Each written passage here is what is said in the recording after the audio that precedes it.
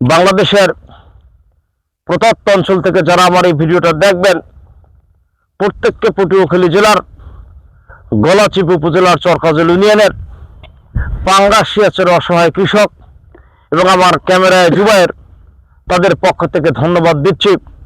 আজকে আমি যে জায়গাটা অবস্থান করছি, এই জায়গাটা হলো পাঙ্গাসিয়াচরের পশ্চিম প্রান্তে আমি অবস্থান করছি এবং আপনারা সামনে দেখতে পাচ্ছেন যে এখানে একটা রাস্তার মতো আছে। এই রাস্তাটা হলো একটা বাউন্ডারি এবং এই বাউন্ডারির ওই সাইডে এসে রেকর্ডীয় সম্পত্তি। এবং আমি যে ল্যান্ডে অবস্থান করছি সেই ল্যান্ডটা হলেন বরিশালের বিজ্ঞ দ্বিতীয় জয়েন্ট ডিস্ট্রিক্ট জাজের রায় ডিগ্রিপ্রাপ্ত সম্পত্তি। এই সম্পত্তির মালিক রয়েছেন প্রায় 800 মানুষ মালিক রয়েছেন এবং ছোট সরকাজল মৌজার অন্তর্ভুক্ত এই সম্পত্তি।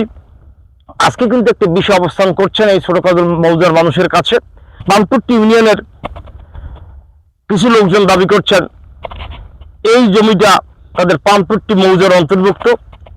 প্রকৃতপক্ষে এসএ রেকর্ডীয় ম্যাপ অনুযায়ী এবং মৌজা বাউন্ডারির মাপ অনুযায়ী আমি যে ল্যান্ডে দাঁড়িয়েছি সেখানে 22 একর সম্পত্তি এই ছোট কাজল মৌজা অন্তর্ভুক্ত হবেন, যেই অন্তর্ভুক্ত সম্পত্তিটি বিজ্ঞ দ্বিতীয় জয়েন্ট ডিস্ট্রিক্ট জাজের রায় ডিগ্রিকৃত সম্পত্তি এবং ছোট কাজল মৌজার এই সম্পত্তিটি অন্তর্ভুক্ত আছেন। কিন্তু মহামান্য হাইকোর্ট ডিভিশন রিট পিটিশনে নির্দেশ দেওয়া সত্ত্বেও সংশ্লিষ্ট কর্তৃপক্ষ আমাদেরকে বুঝিয়ে দেওয়ার পরও পানপুট্টি এরিয়ার কিছু লোকজন এই সম্পত্তি দখলে রয়েছেন। তাদের বক্তব্যটা হলেন যে মৌজা বাউন্ডারি অনুযায়ী এই সম্পত্তি পানপুট্টি মৌজার অন্তর্ভুক্ত হবেন। আর আমাদের বক্তব্যটা হলেন যে এই সম্পত্তিটা হলেন ছোট কাজল মৌজা।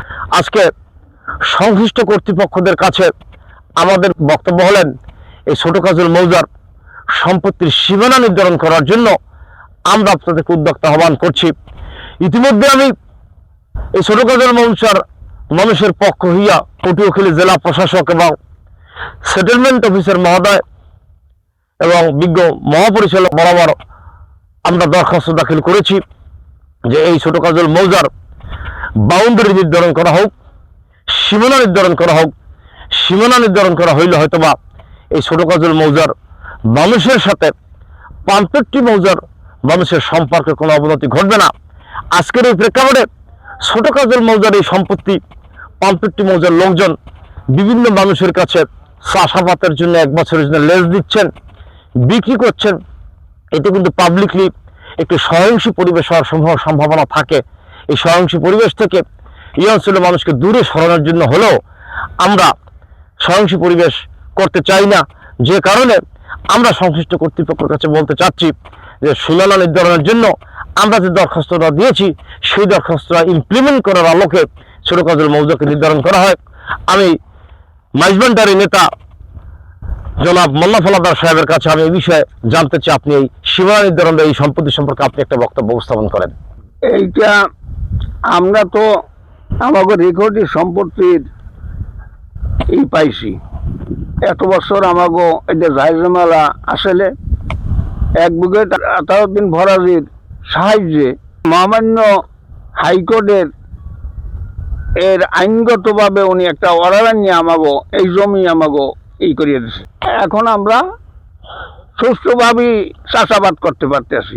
তা কিছু জমি উত্তর পশ্চিম করে 30 একর জমি, এই জমিটা পানপট্টি লোকে এইটা ভোগ দখল করতে আসে জোর জুলুম করিয়া, যার ফলে এই নির্ধারিত সীমানা যখন হয় নাই এই বাউন্ডারি মাপ, এখন এইটা ছাড়াছাড়িতে এই জমিটা এই করে আসছে। যা আর দক্ষিণ পাশেও কিছু জমি হয়তো 40-50 একর জমি দক্ষিণ সাইডও এই বেদখল এইভাবে ভূমিদস্যুরা করতে আসে, যে এইটা যাতে আমরা এইটা সুষ্ঠুভাবে এইটার ফয়সালা পাই, মাপের রূপে আমাকে জমি আমাকে নিয়ন্ত্রণে থাকে।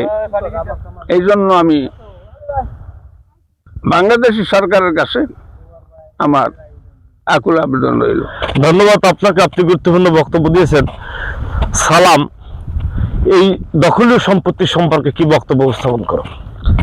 দখলি সম্পত্তি বলতে আপনার ছোট সরকাজল মৌজার পাঙ্গাশিয়া চরের উত্তর পশ্চিম সংলগ্ন এই জায়গা আপনার বাংলাদেশ বরিশাল সাবজজ আদালতের রায় আছে 14 একরের মতো, আর এসি রেখারিও জমি আছে প্রায় 16-17 একরের মতো। এই জমিটি আপনার পানপটির লোকজনে 2025 সালের শেষের দিকে বেদখল করেছেন, কিন্তু এবছর সরকার আলু জ্বলে থাকার কারণে আমরা আর সংঘর্ষ পরিবেশের কারণে আমরা আর ই করি নেই। কিন্তু আগামীতে আমরা মনে করেন আমাদের জমি যদি আমরা হাইকোর্টে রিট করার কারণে আমরা যদি সীমানা নির্ধারণ করা হয় সরকারিভাবে, তাহলে আমরা আমাদের জমি আমরা ফিরিয়ে বুঝে পাবো। ধন্যবাদ, অনেক গুরুত্বপূর্ণ বক্তব্য। কৃষককে জিজ্ঞাসা করি যে আসলে প্রকৃতপক্ষে তরমুজ চাষের অবস্থানটা কি, তরমুজ চাষ নিয়ে একটু কি বক্তব্য দিতে চান আপনি বলেন। এই জমি মাসুম বিল্লা সে দখল করিয়া নিয়ে গেছে কিনিয়া, হেকর দিন খাস আদায় করিয়া আনছি, জমিটা আমাকে সরকার দিল্লা বাউন্ডারি।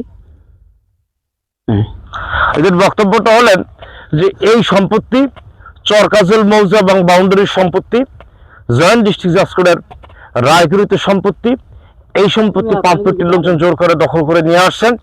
আগামী দিনে সংশ্লিষ্ট কর্তৃপক্ষ যেন এই সম্পত্তি কাগজপত্র দেখে সঠিকভাবে বন্টন করেন এবং চরকাজল মৌজার সীমানা নির্ধারণ করেন, এই উদ্যোগটি তারা আহ্বান করে আমি আমার সংক্ষিপ্ত বক্তব্য শেষ করছি। ধন্যবাদ আপনার সকলকে। সুস্থ থাকবেন, ভালো থাকবেন।